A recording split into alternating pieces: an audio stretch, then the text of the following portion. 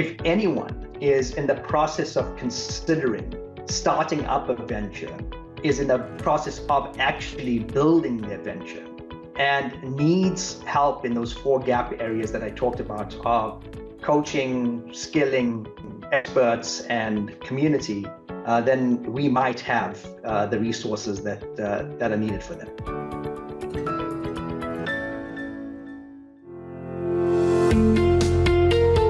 Hello and welcome to a very special podcast series, Unusual Suspects. I'm your host, Gaurav Chaudhary. This is a series about unraveling stories of entrepreneurs, investors, and businesses, and of course, professionals and philanthropists who are disruptors, yet not in your face.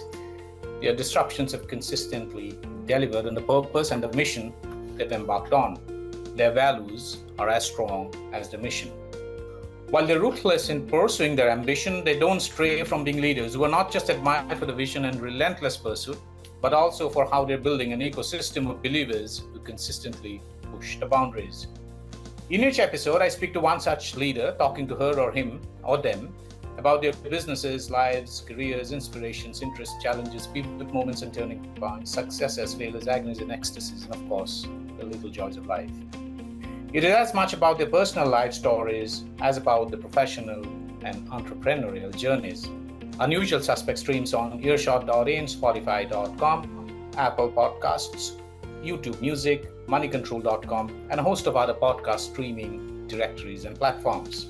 For this episode, I'm delighted to have Meetul B Patel, President of Entrepreneurship and Government Digital Transformation in Wadhwani Foundation. Welcome to Unusual Suspects, Meetul. Delighted to have you on the show. Hey, thanks, Gaurav. Pleasure being on today with you. Okay, Meetul, you have taken over as the President of Entrepreneurship and Government Digital Transformation in Wadhwani Foundation in 2022. As we all know, and for the benefit of listeners, even at the cost of repeating, I would say that Dr. Ramesh Wadhwani founded the Wadhwani Foundation, a global nonprofit, in 2001. My question to you, Meetul, is, since inception, how has it committed to accelerating job growth in emerging economies? See, the whole idea is that how has it made lives or bettered lives of millions of people through its various focus programs, and also, ensured upward mobility for tens of millions of people through a variety of interventions. It could be in entrepreneurship, it could be in skilling, it could be innovation and research, and government digital transformation. Meetul, if you could just take us through as a context setting kind of a response. Meetul? Yeah, sure, Gaurav. So, at the foundation, we believe that securing family-sustaining jobs is a critical requirement for over 1 billion people around the world who are looking to achieve a decent living standard. Now, the standard that they're trying to reach is very, very basic. It's about securing simple necessities such as permanent shelter, mechanized transport, energy for heating and cooling, education for their children, the fundamentals of living what many of us take for granted in the 21st century. We see the path to family-sustaining jobs lying in entrepreneurship, which can generate employment through value chains, and in skilling to ensure that those seeking employment can match up with the jobs that are in fact created. So I'll focus on entrepreneurship, I guess, in this cast. Now, when we hear the word entrepreneurship, I think we all form this vision of some exciting high-tech venture with a unicorn or nothing kind of ambition. We're operating in fancy shared workspaces, in buzzing coffee shops, in energetic cities. You're working on strategic deals with venture capitalists and, achieving generational wealth. Now, this picture takes an incredible amount of mind space today, but when you step back, it comprises a very small part of our economy and in job creation.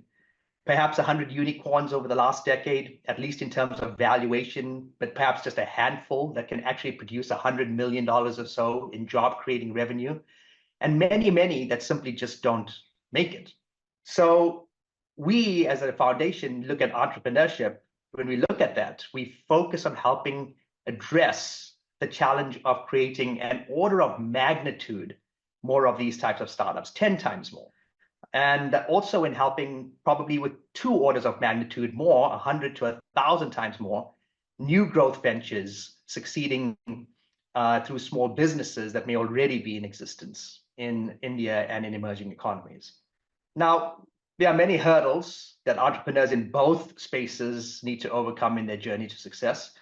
Securing capital, getting the right regulations and policy in place, intellectual property rights, talent, infrastructure, compute, transportation, a whole host of fundamental infrastructure requirements that are a challenge.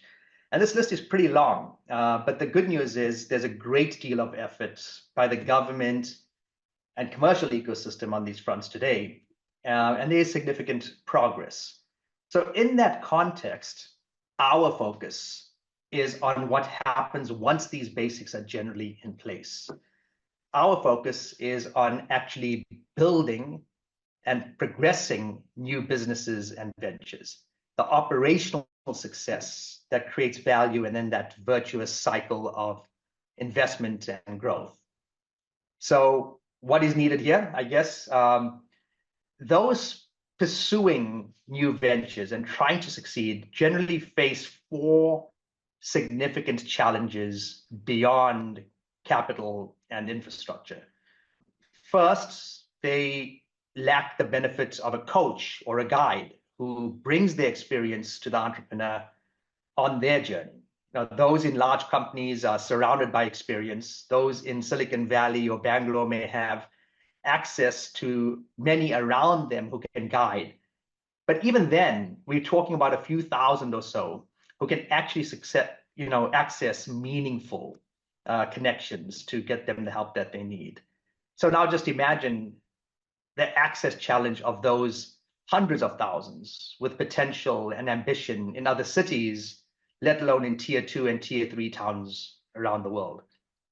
Next, I think they lack access to structured skilling entrepreneurship programs and in other critical areas that drive success. We spend decades learning functions like math and programming and marketing, but in the world of business, the skills needed are often cross-disciplinary and not even covered in traditional education systems often. So how do you craft the right pitch to customers? How do you ensure the integration of product engineering with customer feedback and pricing? How do you develop a team? These are not things you naturally learn in the course of traditional education. So that's a second gap that might exist in these markets. Now, even once skilled, the reality is that startups may simply not have the capacity or capability needed on staff to push through all the challenges that come up. They need access to experts who can help them through a situational challenge or phase. But discovering experts, getting their attention and time, and perhaps even paying for them are often a challenge. And then finally, although not the least of the challenges, is you really need to have access to an active support network of peers and others who have gone through or are shaping and sharing the same journey as you are. Access to a community that can help, one that isn't bound by the constraints of a startup-specific geography, one that's exposed to the nuances of their business and not just working on generally the same direction.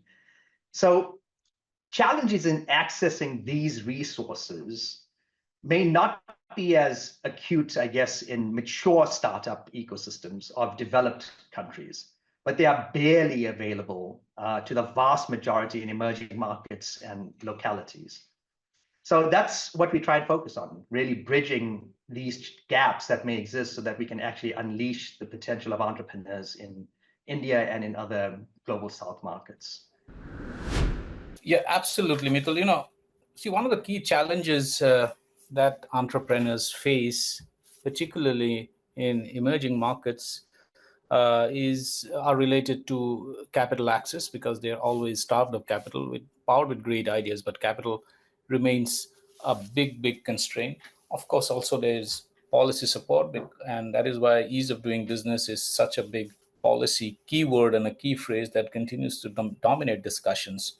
And the third big pillar in all of this is the skill gaps, and there'll always be skill gaps, and which is why entrepreneurs in many emerging economies, despite the potential of the ideas, find it sometimes difficult to scale. And and they have always been tackling challenges such as capital access and policy support, and of course skills.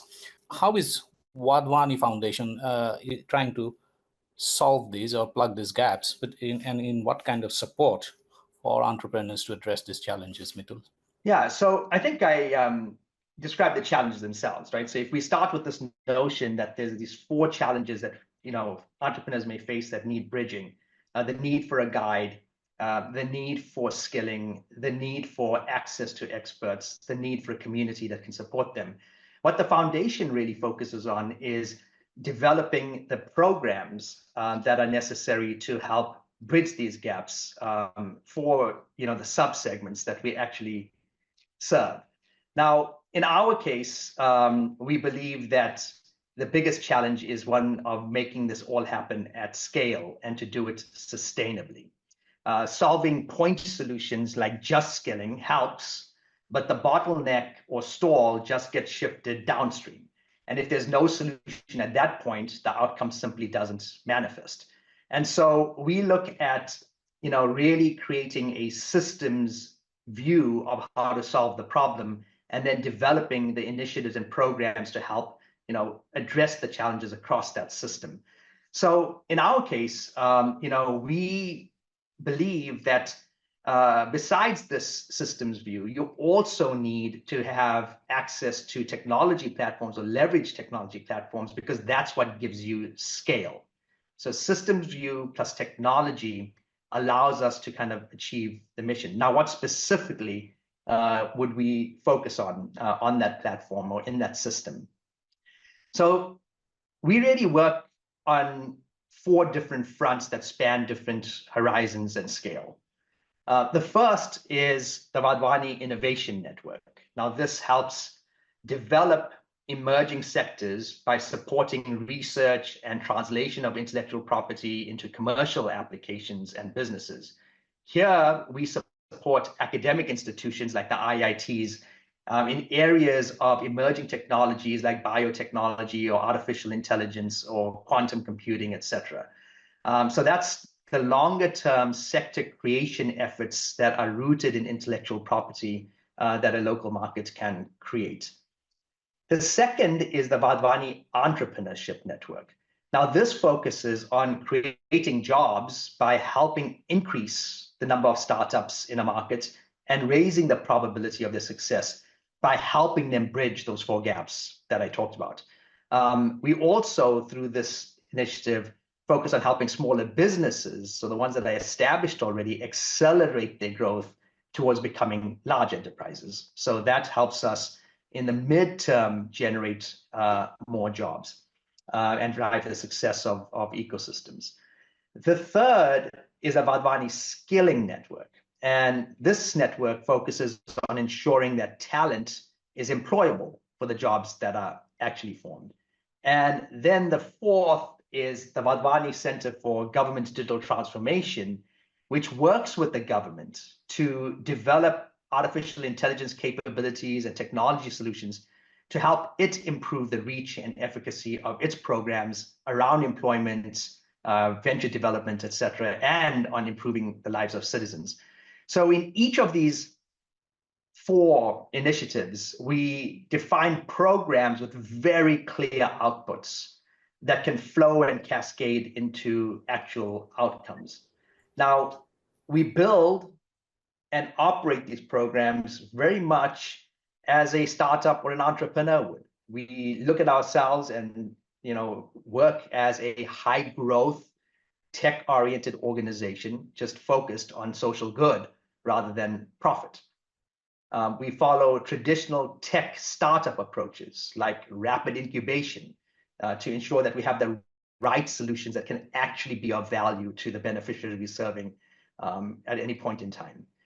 We look to constantly apply technologies, particularly artificial intelligence, to create better, more effective, and more scalable solutions.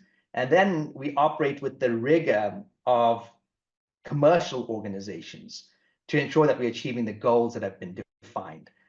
Today, we have these structured programs in some of these initiatives across the global south, in Mexico, in Brazil, in South Africa, Egypt, Indonesia, Philippines, and of course, in India itself. So those initiatives and programs across the world is how we try and solve those four gaps for the beneficiaries we try and serve.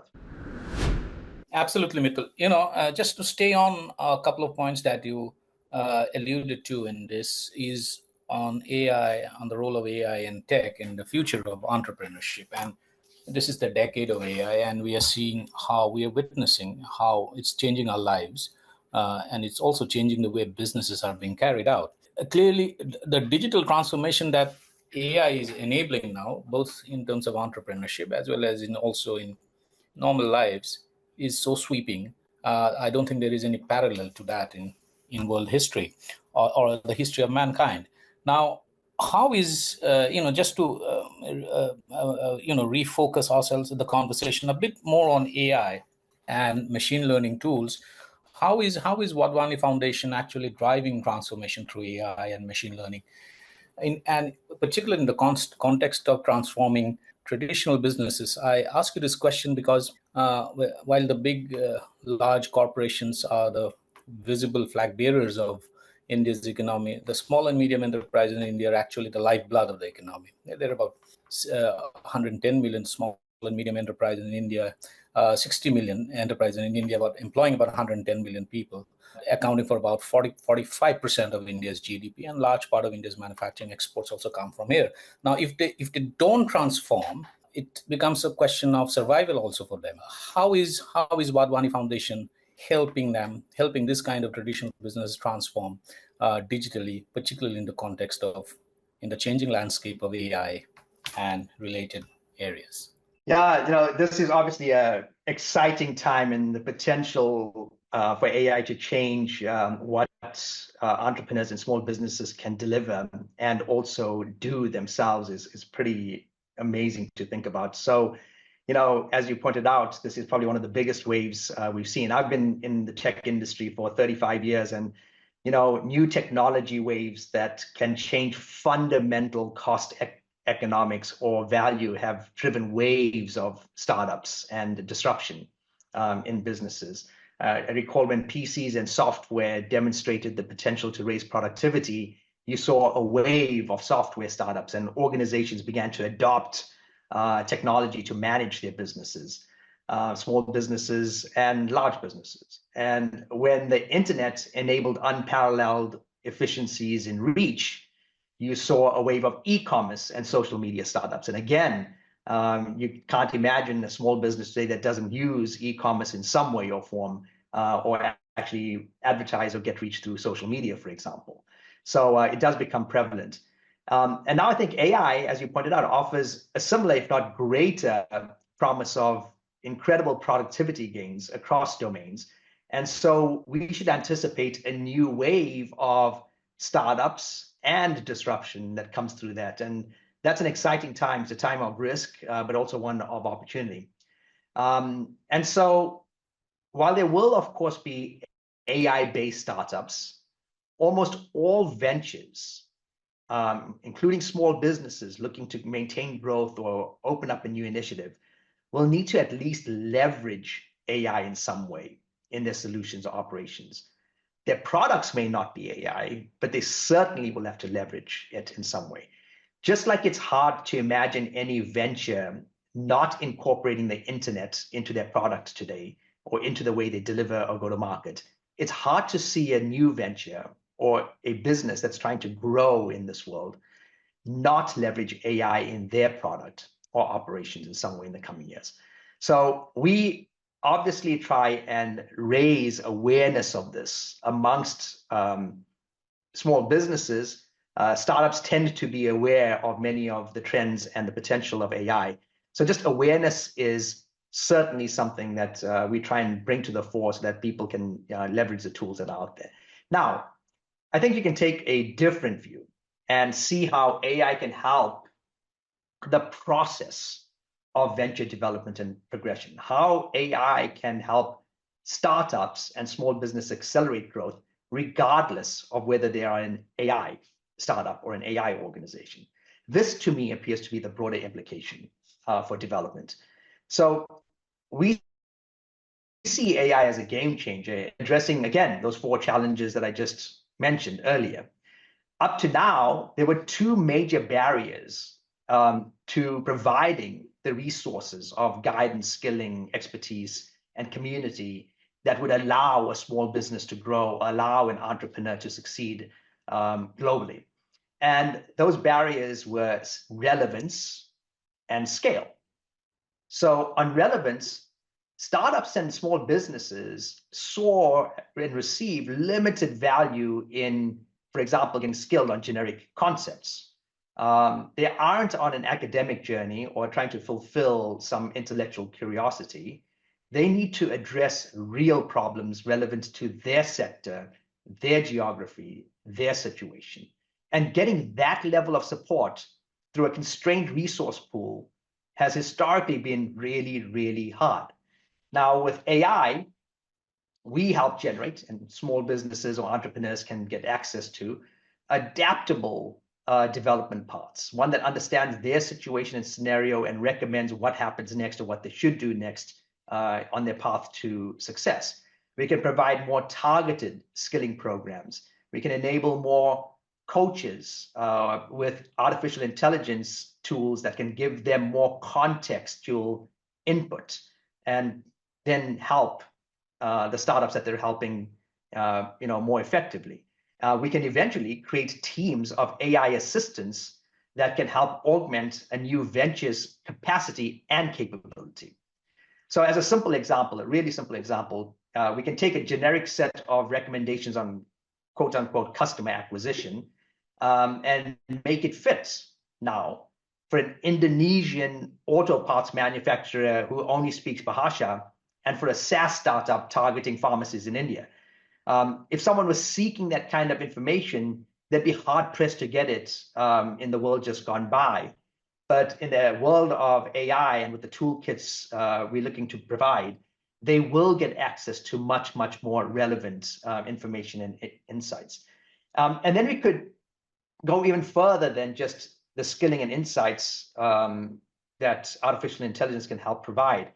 You can actually start creating assistants in this particular use case that can scan for prospects online, can reach out to them, and even respond to early stages of nurturing. And so you can begin to see how gaps that startups and small businesses may have had in the past can now be somewhat resolved or partially resolved through the artificial intelligence tools that will become more and more available to them commercially and through foundations like us. And on the question of scale, which was the second challenge, imagine the resourcing and time that would be needed to build all of these variations of skilling or coaching or expert networks.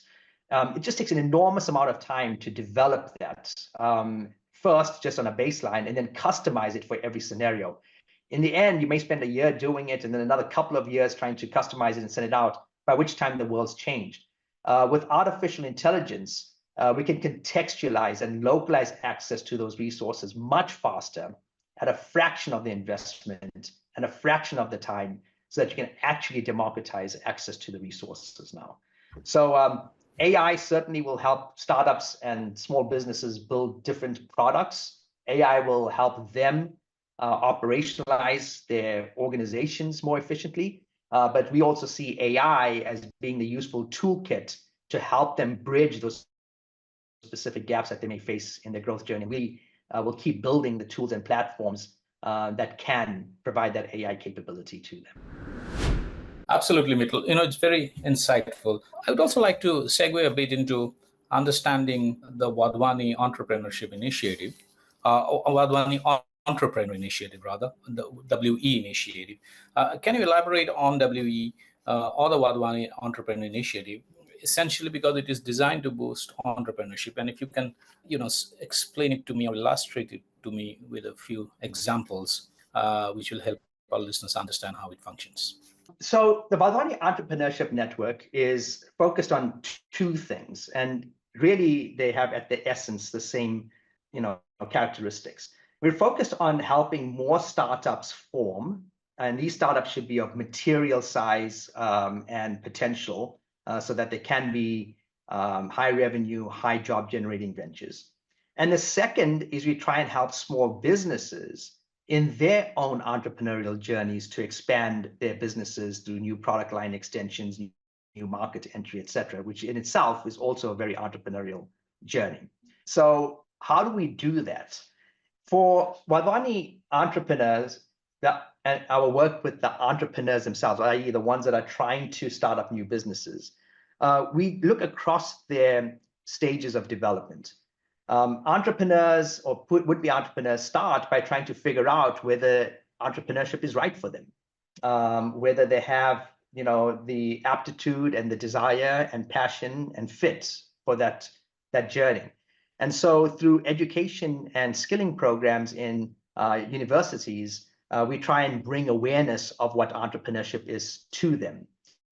We then help those that are interested develop and shape ideas to learn the art of actually creating a venture concept and a venture idea.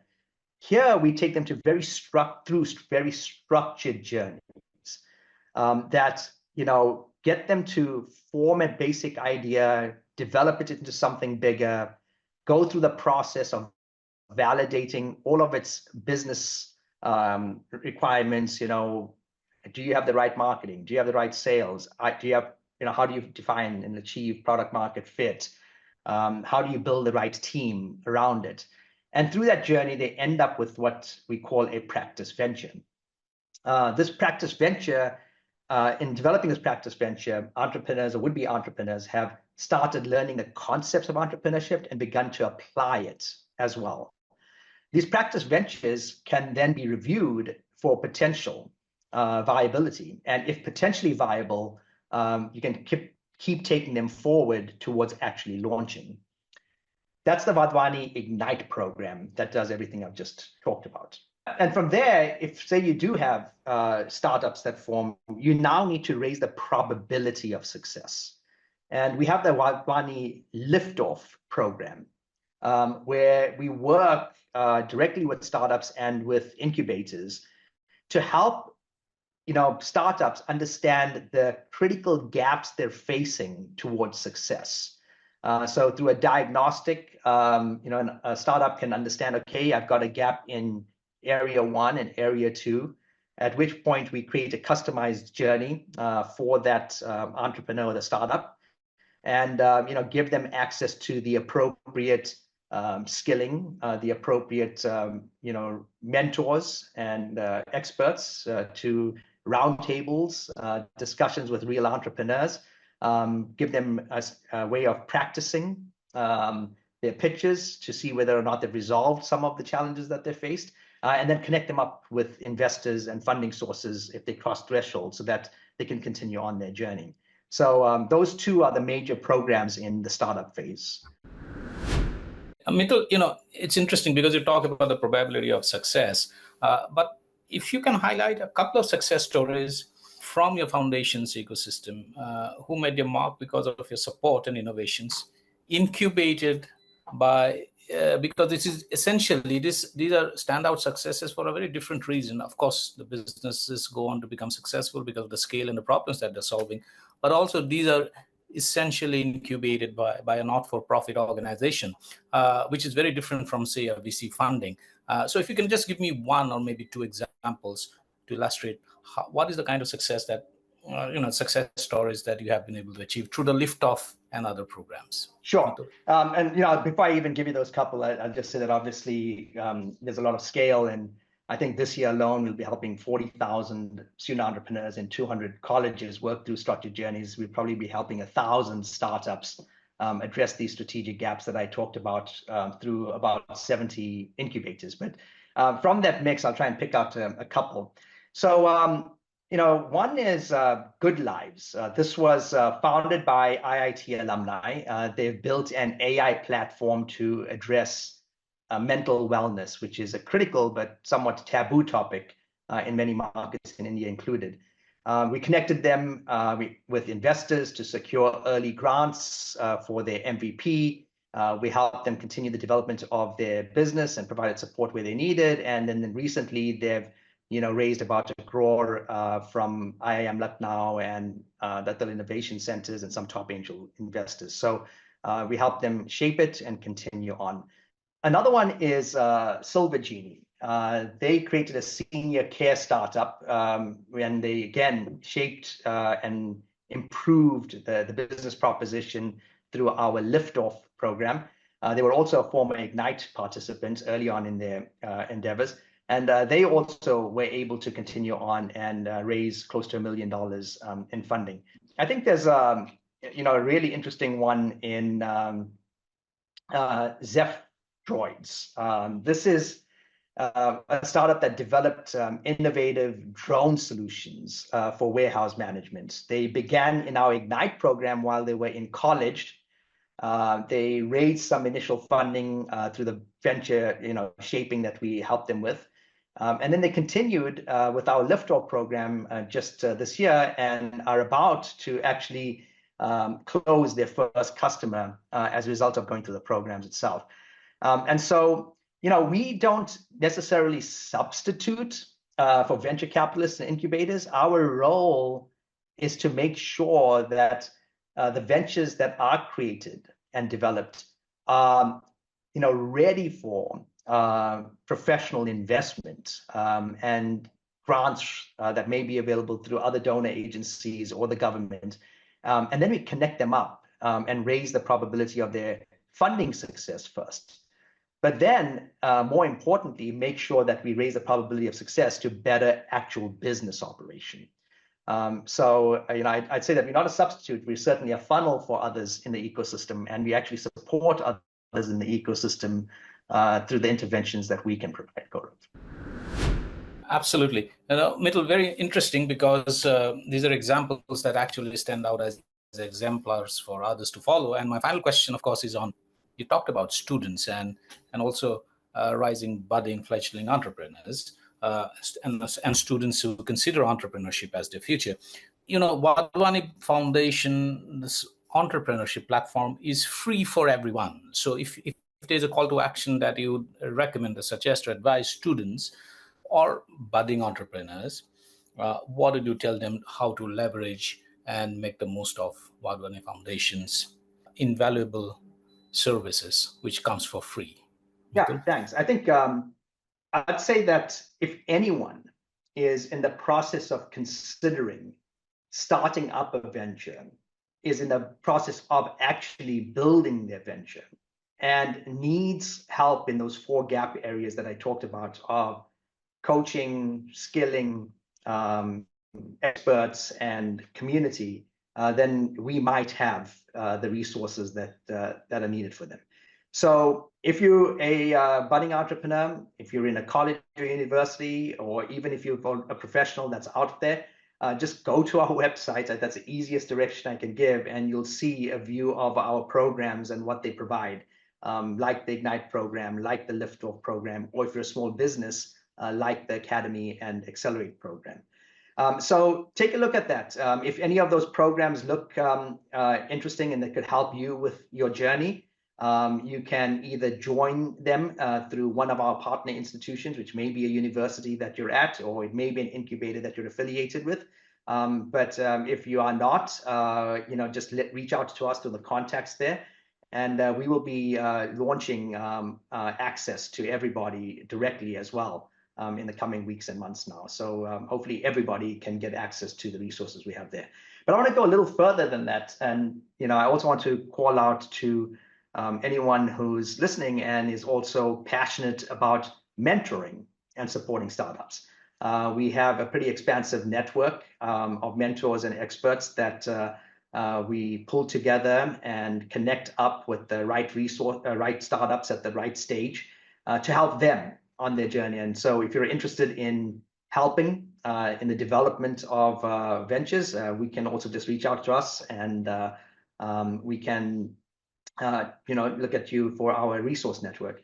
And then finally, I just have one more call out. And if you're just interested in sharing your experience to help with the mission and the cause of generating more startups and improving the probability of them, just reach out, and we will see how we can bring your talent and experience to the mission in whatever capacity makes sense for you. And so you can, just go to our website, connect with us if you're any one of these three segments, and I'm sure we'll be able to help you in some way. Thanks, Meetul. Thanks so much for sharing all of these and taking the time out to share your insights and deep perspective on a variety of issues and on a range of subjects from entrepreneurship and how to scale these, and your advice and suggestions for students and budding entrepreneurs, and how Wadhwani Foundation is plugging critical gaps in creating an ecosystem of entrepreneurship to flourish in India and everywhere and many places across the world. Thank you so much, Meetul, for dropping by to have this conversation with us. Great. Thanks, Gaurav. Pleasure.